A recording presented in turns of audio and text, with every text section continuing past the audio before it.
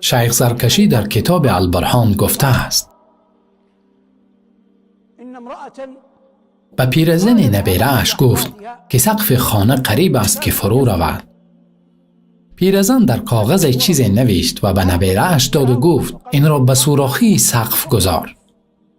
جوان به کاغذ اهمیت نداده آن را به سوراخی سقف گذاشت. سقف بر همان حالتش مدت 20 سال پایدار استاد. جوان میگوید که پیرزن وفات کرد و پس از مرگ او خواستم بدانم که در آن کاغذ چی نوشته است. وقتی کاغذ را از سوراخی گرفتم سقف فرو ریخت، میگوید او. سپس ورق را خواندم که در آن چنین نوشته شده است: یا الله، تو خود فرموده ای ان الله یمسک السماوات والارض ان تزولا. پروردگارا، سقف ما را نیز نگاه دار. الله سقف را 20 سال نگاه داشته است به خاطر یقینی که آن زن به الله داشت.